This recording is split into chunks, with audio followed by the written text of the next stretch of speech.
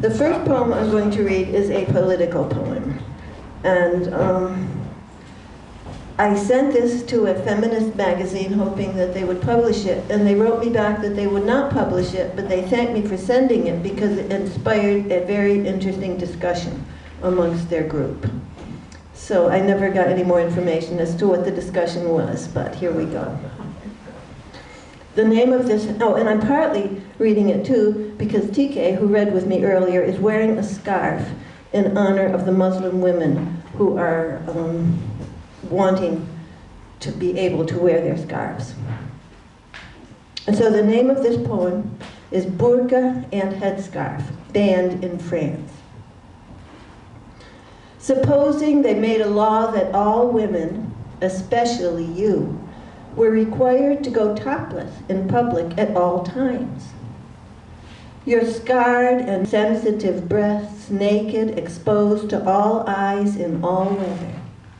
Sadly, we all know the inherent dangers of permitting women to bear those concealed hidden pockets.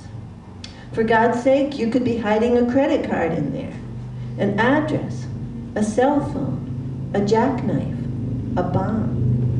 Therefore, for the safety of our nation, brasiers, blouses, shirts, in fact, any female breast covering whatsoever is now illegal. So please go ahead and take off your blouse and your bra. Now. I'm not kidding. Do it. Wow.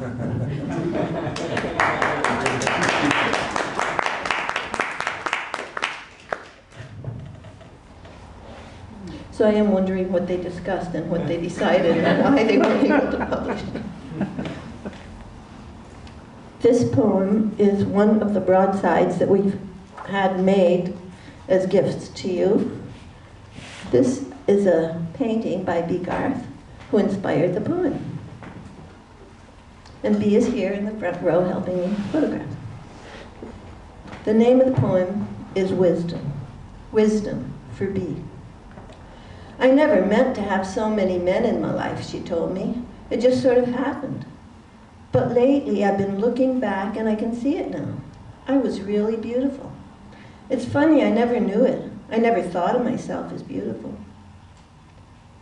There wasn't a man in my life, I told her, in those days, who wasn't somehow attracted to you. But it wasn't so much your looks, you know, it was you, your personality. Thanks, she said. That's important. It's like you can live in a really gorgeous house with a beautiful view. But if the people who live in there with you will not stop fighting, it's just no good. You're a very wise woman, I told her. Well, she said, I've lived for a while. Next poem I'll read to you is called Stupid. And it's taken after a poem by Raymond Carver with the same name, Stupid. So, Stupid. Rain comes down hard. It's a black, vicious night. In her ears, a steady rattle. No such thing as silence in this head, not ever. The dog will turn 14 tonight. The eve of Halloween, it snores and dreams. As for the cats, they stay outside in any weather. The calico has disappeared. A strange cat howling at the window. Huge and thick, with a long, noble face, thick, matted dreads, deep, rasping voice, more dead than alive. It's an absolute ghoul of a cat. It stares in through the glass, calling for food, but the food does no good. Once starvation sets in, the body forgets what to do. The cat vomits. And where will it hide from the storm? Stupid, she thinks to herself. She worries for the cat. Both cats, actually, the one newly gone and the one newly arrived, now also gone. She should have brought it in, made a bed out of blankets, warmed up a saucer of milk. Stupid, she says to herself. She remembers the ragged old man on her bus the other morning. Beside him, a wide open bag, a half-eaten pizza wedge on top of the dark wad of clothes. He was sleeping so soundly, head lolling, he might have been dead. The bus driver banged at the pole near his ear. No response. Then he called bus authorities. Stupid, she thinks to herself. She should have gone over, touched the man's hand just in case. She should have done something. Meanwhile, in her kitchen, on the cluttered side table that needs wiping down, a folded-up poster is asking for money.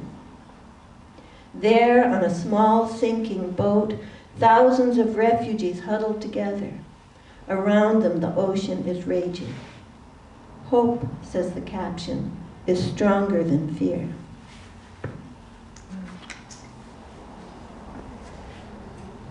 Next one I'll read for you. I wrote some years back when I was dealing with breast cancer. It's called Death, Maybe. Well, everybody dies, you know. Not some people, all people. It's absolutely normal, like breathing, sleeping, burping, peeing, farting, moving your bowels, or having sex. Besides, I don't expect it to happen particularly soon. It could, of course, but it always could.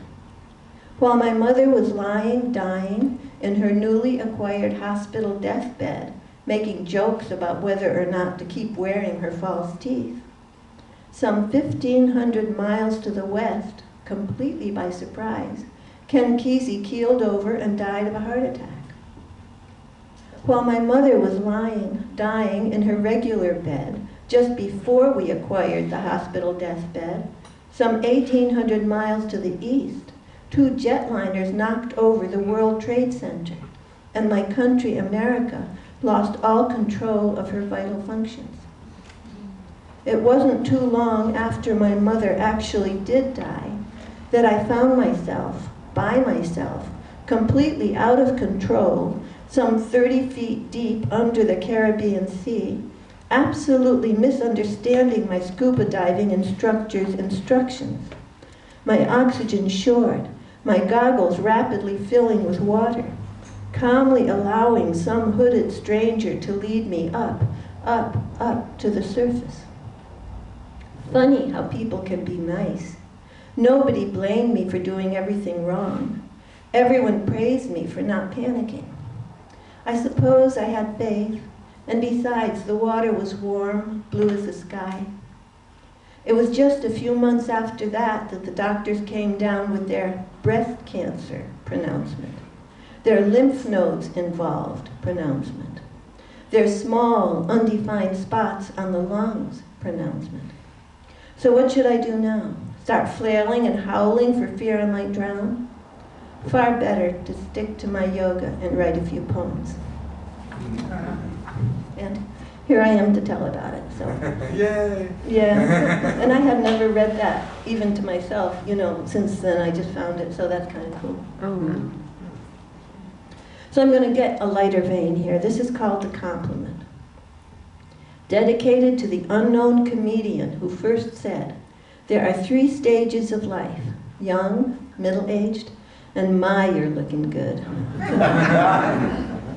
And so I went swooping into her yard sale on my golden Trek bicycle, wearing my old flour-spattered bathing suit and a leotard. I'll explain later. And the lady who was running the show leapt up out of her seat in the sunshine. "Wow, you look great for your age. How old are you?" 425, I replied, and I think she got it. At least she changed the subject. Anyhow, a couple weeks later, in my very own driveway, yes, I was wearing that bathing suit again, my newish male neighbor, an okay sort of guy who plays drums far into the night, was at his front gate, and he called out to me, "Hi, I'm Adam, the world's very first man. You look great for your age." So I told him my story, and he thought for a while.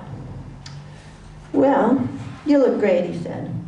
"How old did you say you were?" All right, get heavy again.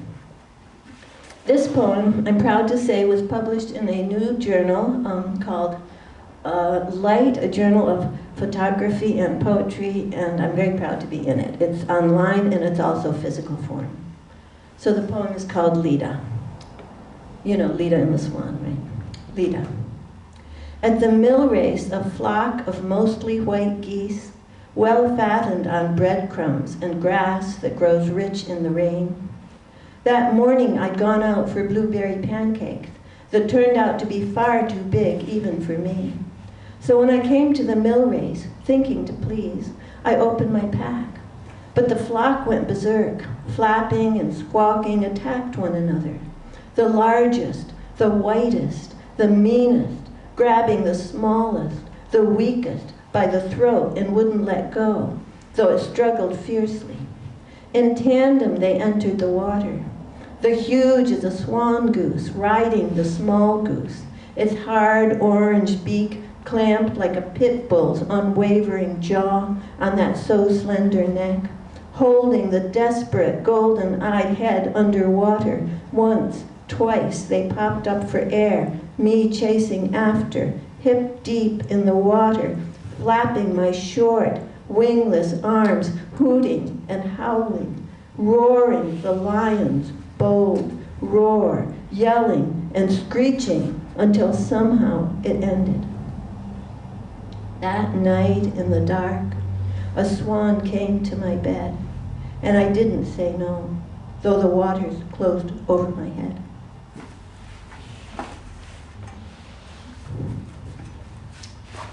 So, Nicole Taylor is usually here, but she's not right now.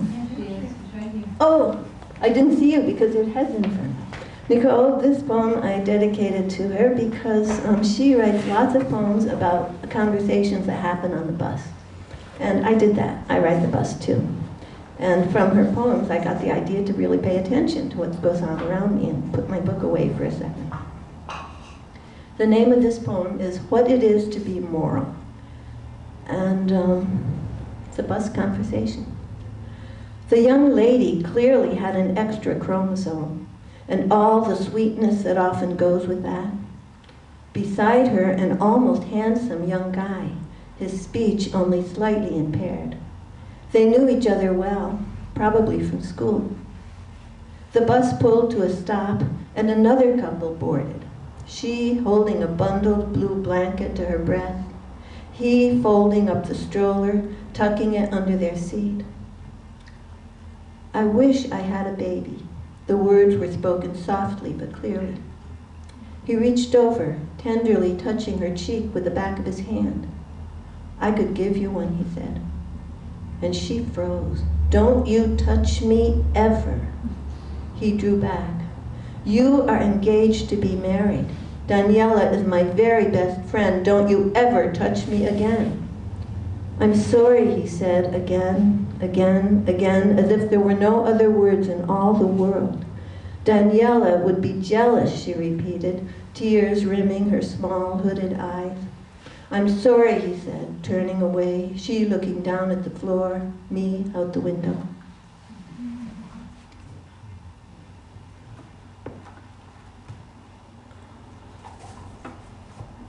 This is a much more recent poem, just fresh.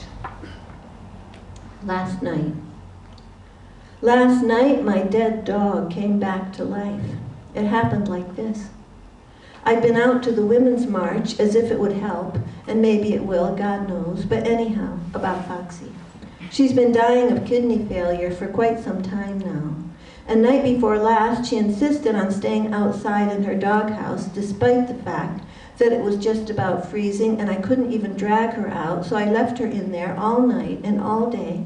And after the march, which was all we could do, really, under the circumstances, I got home, stuck my head into the doghouse, and there she lay, stiff, dead, eyes open and flat. I touched her paw, stiff, her nose dry, the emptiness huge. I kind of staggered back into the house, called my friend Barb, called my friend Evan, called Green Hill Humane Society, called the pet cremation company they so kindly recommended, which was closed at the moment, found another cremation company online. It was this guy named Don. He said he could do it, no problem, $85. which is cheaper than most, but he's not got the heart.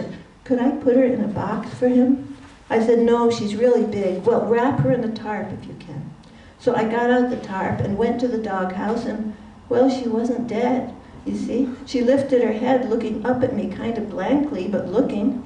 And suddenly all the world came back into focus. I ran inside and called Don. She's not dead, I said. He kind of laughed. Good thing you're not my doctor.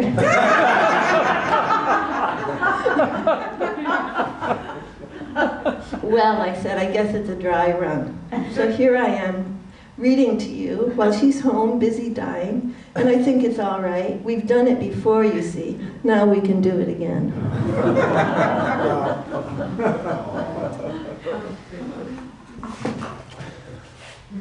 Okay, I go to Australia all the time. My doctor lives there and family there and so on. This is about, well, it's an Australian secret. And it's called Under the Pearly White Moon, an Australian Secret. There's this guy I know, and I won't tell you why, because it's none of your business, and you've probably got the wrong idea anyway. But anyhow, he's this lovely sort of a guy with long scraggly hair and a long scraggly beard and a dog who looks like a deer, more or less. And it's a special breed of dog that was bred just for this purpose, I suppose. And he lives in a sweet wooden shack in the woods with no road by the house. And all around him, the dark forest floor is lush with blossoming calla lilies, which I know are always thirsty. And there are so awfully many of them. And they're all of them sapping the rare, precious water that the carry tree forest needs to survive.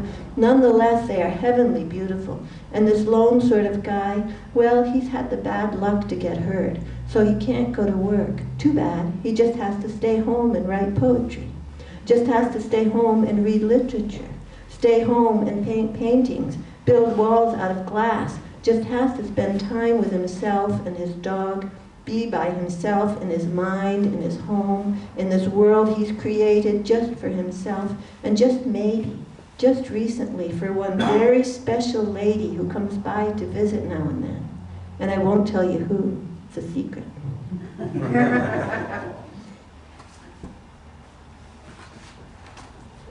Okay. I guess I'll read just one more, and it's a sort of, yeah, kind of funny. It's a poem I wrote when I was teaching a poetry class, and I taught out of my house. And just like I like to cook for you here for this reading series, I also used to cook for the people who came to my poetry class. And you know, people in Eugene, they all want to be skinny and beautiful, and I would make these wonderful brownies, and nobody would eat them. And I didn't want that to happen because I had done that, right? So the name of this poem is Chocolate Brownies. Elaine likes this poem, I think. Okay, Chocolate Brownies. All right, go ahead, take a bite. You're scared, aren't you? Afraid your tummy could swell, your chin multiply under itself, that sort of thing. Well, you're right, of course you are. But if you don't dare to take for yourself even the tiniest bite of the tiniest brownie that I baked this very afternoon just for you, then I tell you, you have no right whatsoever to call yourself a poet. Because poetry is just another word for brownie. Remember, this is a poetry class. Okay. Poetry is black and sweet and sinful. It can save your life, and it can just as easily destroy you. Poetry can come to your bed in the darkest moment of the darkest night, wake you out of a blank, dreamless sleep, bury you in kisses, smother you in whispers, bite your neck hard enough to draw blood. Poetry can fill you up with dreams enough to populate the entire state of California, and then the very next morning hold you on its lap, explaining sweetly that another darling poet has taken the coveted prize. Yes, poetry is dangerous and scandalous and sometimes far from beautiful. But poetry is always rich, always mind-altering. I'm telling you, poetry is inevitably, utterly delicious. So come on, baby, do me a favor. Do yourself a favor. Like they say in Webster's United Unlimited Book of Cliché, give the devil his due. Come on, baby, take a bite.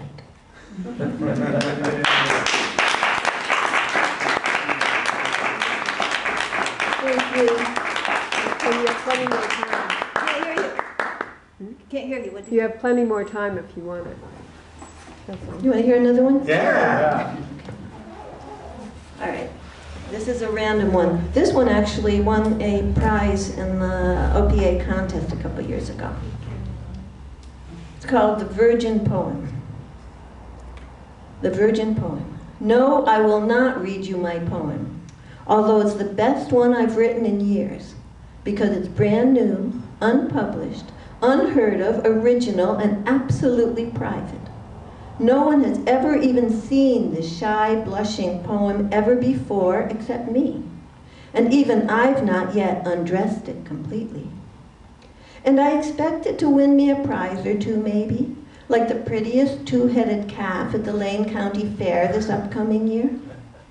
And if I were to share it with you now, as if it were just an everyday, not just written this morning, but carefully composed eons ago, already long published, frequently shared, everybody knows it, that sort of poem, as if it had been baking naked in the raging hot sun of public exposure year after year for a decade or more, and become from exposure all dried out and wrinkled, and if you were to find its exquisite incorporation of exotic and sensual, meticulously woven in amongst everyday phrases, and yet absolutely original, combination of just the right words, honestly expressing my deepest, most personal, most precious, most private emotions, vaguely familiar, because you'd actually heard them before, right here, right now, right out in the open, completely uncovered, naked as a hairless chihuahua, yipping and yapping amongst the hot dog stands and the African jugglers and the Eugenian slug queens parade, and the crepes and the smoothies and the sugar-dipped elephant ears. Well, just imagine. Here we lie, you and I, hand in hand in the feathery nest of our literary wedding night. And you're thinking, oh no, not that one. I've heard it before. Thank you.